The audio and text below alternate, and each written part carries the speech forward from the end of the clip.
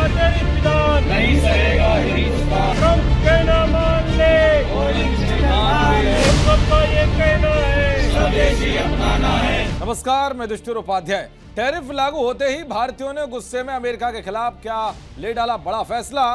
Tariff लागू होने के कुछ घंटे बाद ही कैसे पलट गए अमेरिका के सुर और डॉलर की कमर तोड़ने के लिए भारत से क्या हुआ है ऐलान।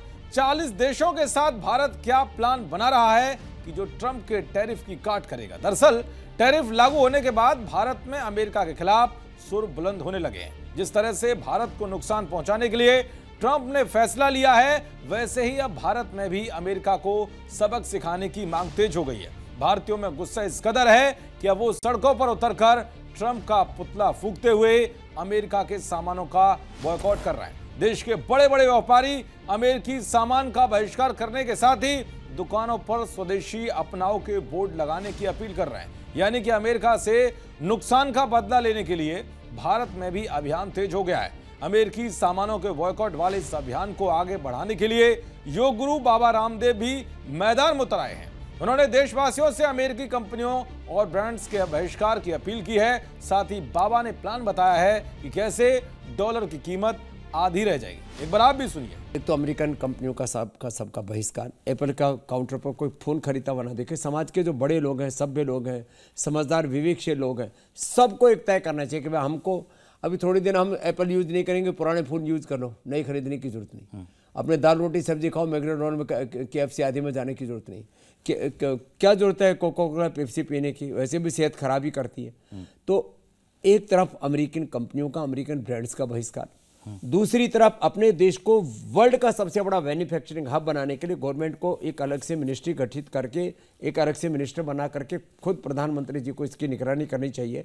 वर्ल्ड का मैन्युफैक्चरिंग हब बनाने के लिए जो भी कंपनियों को टैक्सेशन में छूट देनी है, लैंड में छूट देनी है, जो भी उनकी कैपिटल लगता है उसमें छूट देनी, माने एक वर्ल्ड का मैन्युफैक्चरिंग हब। चाइना को भी हम पीछे छोड़ सकते हैं, वो पावर है जी। तो इसके लिए ये दूसरी बात। तीसरी बात, ये जो आज भारत, चाइना, रसिया, मिडिल ईस्ट के कुछ देश और यूरोप के कुछ देश तैयार है, तो ये 5 का पूरा जो गठबंधन है ना, वो इतना जबरदस्त हो सकता है। अमेरिका का जो डॉलर है ना, वो आधा हो सकता है। अमेरिका की भी जो आवश्यकता है वो भारत के बिना पूर्ति नहीं हो सकती। आप देखना कुछ ही दिनों के अंदर ये ट्रंप जो है यू टर्न करेंगे और अपने टैरिफ वापस। खैर, बाबा रामदेव ने जो सुझाव दिए हैं उन पर सरकार की ओर से क्या कुछ प्रतिक्रिया आती है, ये देखने वाली बात होगी। लेकिन जिस तरह से देश में ट्रंप के खिलाफ गुस्सा देखने को मिल रहा है, उससे लग रहा है कि सरकार को कोई ना कोई अमेरिका पर भी ठोस एक्शन लेने की जरूरत है। भले ट्रंप ने भारत पर भारी भरकम टैक्स लगाकर नुकसान पहुंचाने की कोशिश की हो, लेकिन ट्रंप भी जानते हैं कि अगर भारत उनके खिलाफ जाएगा तो उनको कितना बड़ा नुकसान होगा। इसलिए टैरिफ लगाने के कुछ घंटों बाद ही ट्रंप प्रशासन के सुर बदलते हुए दिखाई दे रहे हैं। डोनाल्ड ट्रंप के करीबी और टैरिफ की रणनीति का अहम रोल निभाने वाले अमेरिकी वित्त मंत्री स्कॉट बेसेंट ने बड़ा बयान दिया है। उन्होंने कहा है कि उन्हें उम्मीद है कि आखिरकार अमेरिका और भारत दोनों एक साथ आ जाएंगे। साथ ही उन्होंने ये भी तर्क दिया है कि ये टैरिफ की ऊंची दरें सिर्फ भारत की ओर से रूसी तेल की खरीद के कारण नहीं, बल्कि इस बात पर भी निर्भर हैं कि व्यापार समझौते के लिए चल रही बातचीत कितनी लंबी खिंच रही है। यानी कि अमेरिका डबल स्टैंडर्ड बातें कर रहा है। खुद ही एक तरफ रूसी तेल खरीदने को लेकर आपत्ति जताता है, तो दूसरी तरफ वो टैरिफ की रूसी तेल से जोड़ने पर मुकरता है। अब आप समझ सकते हैं कि ट्रंप और उनके सहयोगी कितने कंफ्यूज हैं। चलिए अब बात करते हैं भारत के उस प्लान की जो 40 देशों के साथ बनाने जा रहा है। दरअसल भारत में बड़े पैमाने पर लोग टेक्सटाइल सेक्टर से जुड़े हैं, जिससे लाखों लोगों की नौकरियां खतरे में हैं, क्योंकि टैरिफ की वजह से अमेरिका से कपड़ों की डिमांड घटने वाली है। अगर ऑर्डर में गिरावट आती है तो फिर उसका प्रोडक्शन पर असर दिखेगा, जो सीधे तौर पर रोजगार को प्रभावित करेगा।